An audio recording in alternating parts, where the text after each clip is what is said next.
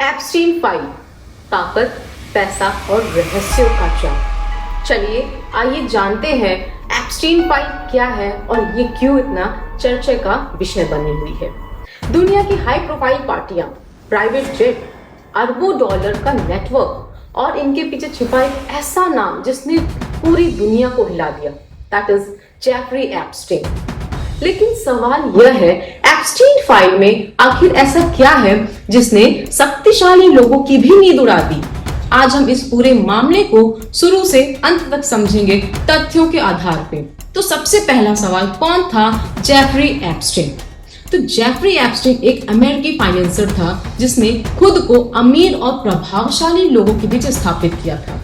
वह बिना किसी स्पष्ट सार्वजनिक बिजनेस मॉडल के अरबपतियों के बीच उठता बैठता था। उसने न्यूयॉर्क, फ्लोरिडा और एक निजी द्वीप पर आलीशान प्रॉपर्टी खरीदी थी। उसका निजी द्वीप, जिसे मीडिया ने लिटिल सेंट जेम्स कहा, बाद में एक जांच का केंद्र बना। एप्स्टीन के संपर्क में कई हाई प्रोफाइल लोग थे, जिसमें शामिल थे bill Clinton, Prince Andrew, Donald Trump. लेकिन महत्वपूर्ण बात यह है कि फाइलों में नाम आना अपराध साबित नहीं होता है। कई लोग सामाजिक और व्यवसायिक के संबंध में भी इसमें सूची में आए। आइए अब हम जानते हैं कि एप्स्टीन की गिरफ्तारी क्यों हुई थी। तो 2005 में पहली बार एप्स्टीन पर नाबालिग लड़कियों का यौन शोषण का आरोप लगा था।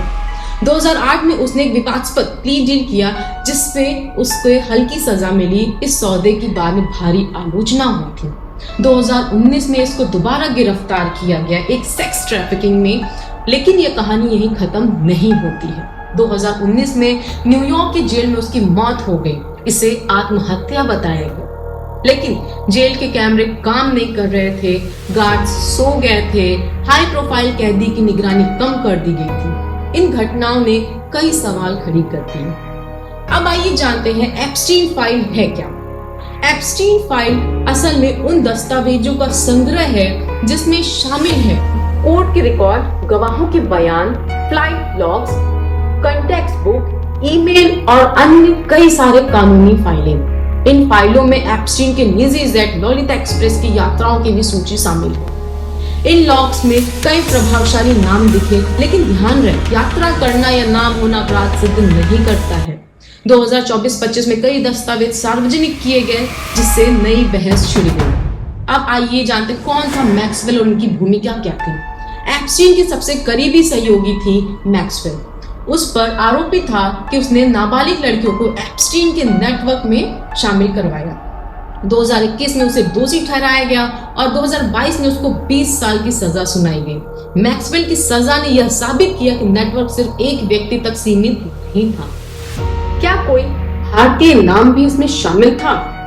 अब यह बड़ा सवाल, क्या एप्स्टीन फाइल में कोई भारतीय नाम भी शामिल था? अब तक सार्वजनिक अदालत दस्तावेजों में कई बड़े भारतीय राजनीतिक नेता या शीर्ष सेलिब्रिटी के आपराधिक के रूप में दोषी साबित नहीं किया गया है। कुछ अंतर्राष्ट्रीय बिजनेस संपर्क हो सकते हैं, लेकिन आपराधिक की अभी तक पुष्टि नहीं हुई है। साजिश सिद्धांत बनाम तथ्य।